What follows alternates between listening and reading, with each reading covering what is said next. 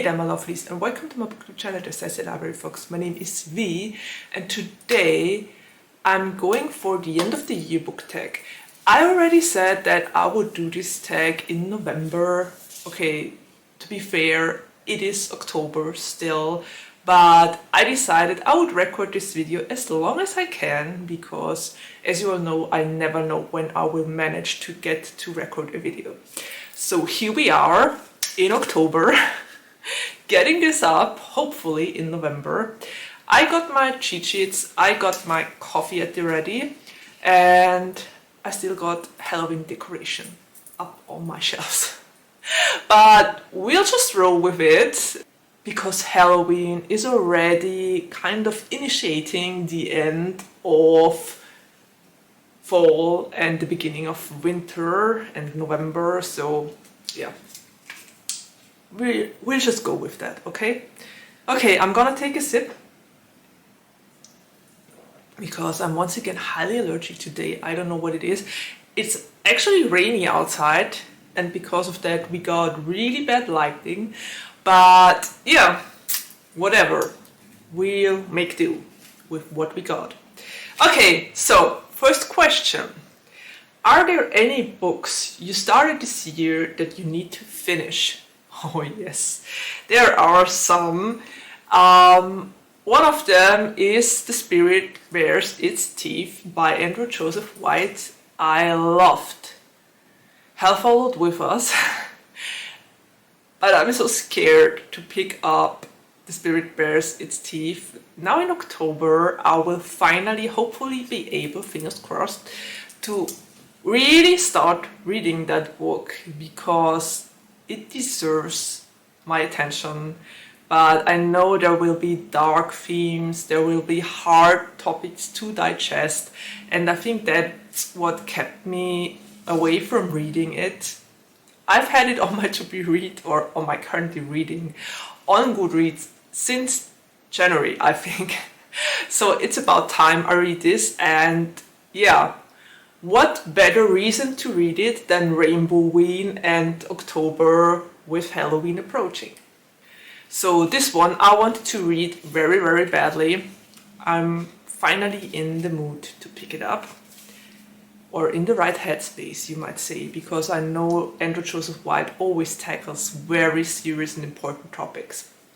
And the second book I want to finish before the end of the year is Powerless by Lauren Roberts.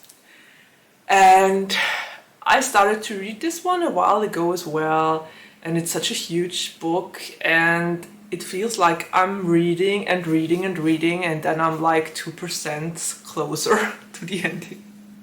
It's kind of, I don't know what it is with this book. It is huge, it is just big, and I want to finish it by the end of the year. So yeah, it kind of gives me Hunger Games and Red Queen vibes. So I'm curious if it will play out like Red Queen or if there might actually be a surprise at the ending. I guess we will see. If I ever manage to finish that one. Wish me luck, cross your fingers for me, please. I need it, honestly. Second question, do you have an autumnal book to transition into the end of the year? Not really. I think the only book that would kind of qualify for an autumnal book is The Wolf at Bay by Charlie Adair, because the cover is really autumn vibey.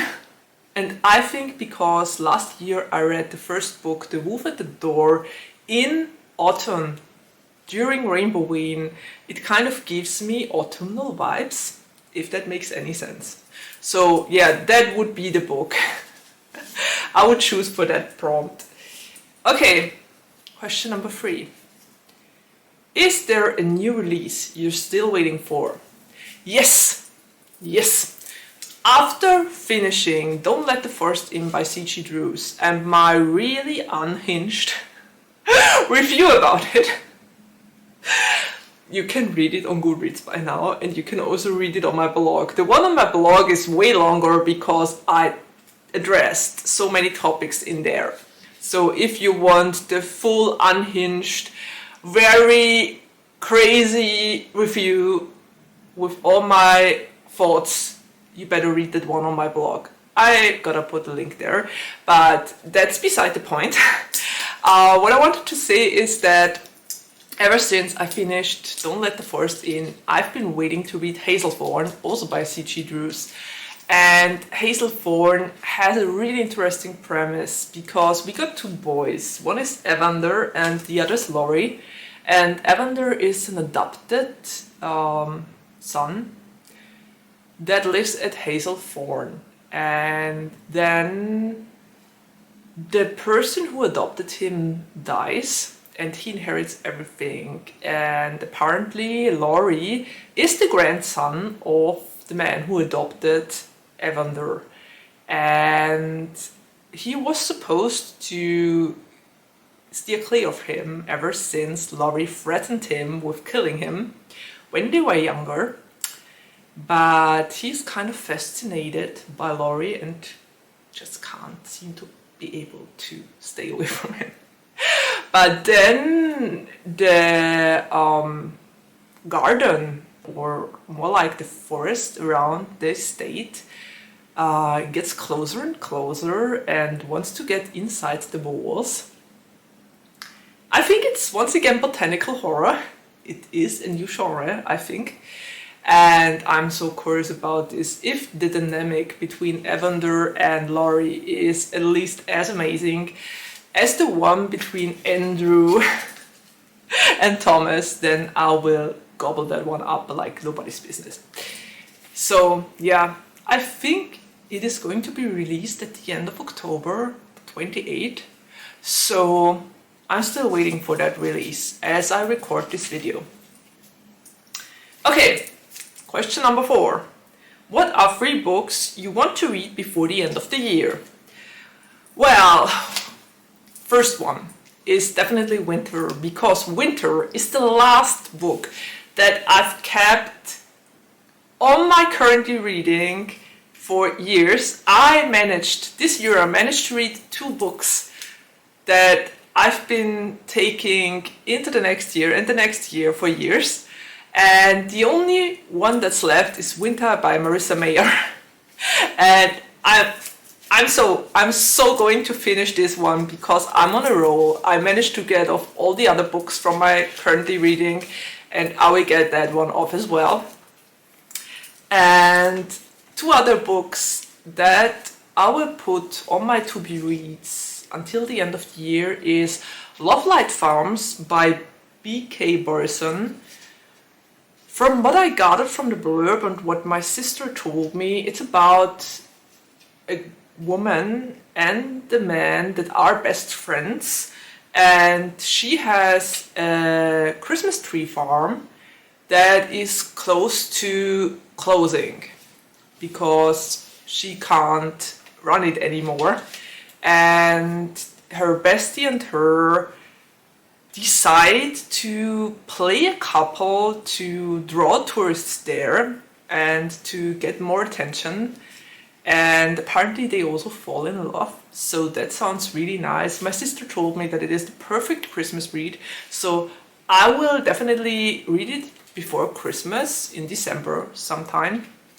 And the other book I want to read before the end of the year is Heated Rivalry by Rachel Reed, because I've been seeing the trailers for this series. It's a Canadian series everywhere, and it's based on the book, and it's about time I get to know Ilya and Jane because they are everywhere, and I wanted to read this book for ages. I think it's even on my to-be read. I think I put it there 2 years ago on my 2023 to-be read or something like that, and I recently just bought it because I'm so curious about those 2, and with the trailer out now, I'm very sad that it's only going to be watchable in Canada, because until it makes its way over the pond, I'm probably old and wrinkled, but that's the way it is if you are from Europe. You always have to wait for every series to hit over the pond. Sometimes it goes easier, but with something like Heated Rivalry, I think it might take quite a while until the series comes over to us. So yeah, unfortunately. But until then, I will read the books and I will get to know Ilya and Shane this way at first. Okay, before I go to question number 5, I'm gonna drink. 5. Is there a book you think could still shock you and become your favorite book of the year? Yes, I think if I finally manage to pick up The Spirit Bears Its Teeth, it's probably going to be my favorite of the year. Not gonna lie, my current favorite of the year is Don't Let the Forest In by C.G. Drews. So it will be really hard to kick that one off the first place. But if a book is able to do that, then it's definitely Andrew Chooser's White books. Yeah. Okay, don't mind the person that decided it would be good to use a hammer while I record my video. I hope you didn't hear it on the video. So yeah, this one has high potential to turn out to be my favorite read of the year, but I just have to stop procrastinating and actually pick it up. Honestly, seriously, could you stop it? I'm trying to work here. Thank you. Nice. Okay. That's the troubles you have when you live in a flat with a couple of other people that rent the flats around you. Yeah. Anyway, this year I found a slightly different the end of the year book tag, and it had one question more, so we'll just go for that one more question. I honestly don't know who was the person to first record the end of the year book tag. I couldn't find the source, but apparently there are different versions and I just chose that one. And there's an additional question this time around. And it is, how do you feel about your reading goals? Anything you want to change, adjust or abandon? I think I will stick with my 45 books to read next year. I'm gonna be honest here, this year I'm really struggling to hit that goal. But I think if I would lower it down to just like 42 books a year, like the weeks of the year, then I would probably read even less. So I will just leave it at 45 and hope that one day I will be able to get above that one once again. As for the other things, change, adjust or abandon, no, not really. I'm just going with the flow here, and I will once again get up my to-be read at the beginning of the year. So yeah, I honestly don't want to change anything. The only thing I want to change is that I have more time to read, but I don't see that happening anytime soon, so I gotta make do with time I have. Okay, the last question, last sip of my coffee. And it is question number 7. Have you already started making reading plans for next year? Yes, I did. I started to make reading plans for next year in August already, I think. And there are going to be a couple of things I will definitely do once again. For instance, I'm going to do my spring cleaning in April once again. I think that's always a good chance to get books that have been on my currently reading for a while off it and to actually read them and focus on them. Spring cleaning is definitely become a thing. I also want to go for Rainbowween once again. It will be the 5th year of Rainbowween. This year it's really going great. We have 24 participants on Storygraph alone, And that's just amazing. Last year when we started out on Storygraph, we had like 2. This year we have 24, and I hope that we'll get even more next year on Storygraph. I honestly don't know how many of you are actually participating and taking part in Rainbow Beam, because not everyone is telling me that they are taking part or what they are reading, but it gets more and more each year, and I love that. So Rainbow Beam will be a thing next year as well. And maybe I'll also go for a giveaway in September, a Rainbow Beam themed giveaway with a book that ticks off a lot of prompts and is good. Yeah, probably I will do that. So the channel plans are there. As for what else for reading, yeah, I just want to read more next year than I did this year. That's the biggest reading goal, to find more time to read, which is getting harder and harder each year with more responsibilities at work, with my kid getting taller and growing and developing hobbies and things you gotta take care of. And then my personal things like my physical therapy sessions and everything. Yeah, it's harder. It's really harder to find time to read, but that's the huge goal for next year. I want to read more than 45 books, or the 45 books I always want to read. I finally want to make it above. I want to read like 50 or more. That's the huge goal. And also one of the goals I have for next year is to actually write all the reviews that have been unwritten. It got more and more because, as I already said, I don't have a lot of time anymore. And between my blog, my Instagram, the YouTube, BookTube channel, and Goodreads, writing reviews has become really a challenge, because it takes me a lot of time to write them. I write them in English, and English is not my mother tongue. So it's not that easy to write them that fast, if you get what I mean. Anyway, so much for the end of the year book tag. Before I continue to babble, I just stop it here. And I honestly hope that I will get to all of the things I just said. Chances I will be able to do all of that are pretty slim, but you can always hope and dream, right? Yeah. Anyway, I think that's it with the video. I would love to hear your answers to some of those questions and prompts. Which kind of books do you want to read until the end of the year? I always love to hear about those books.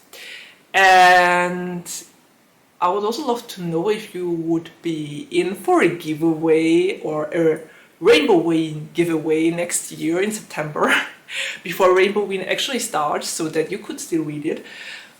Yeah, I would love to hear your thoughts and your bookish ideas and what you are planning to do in the next year and until the end of this one.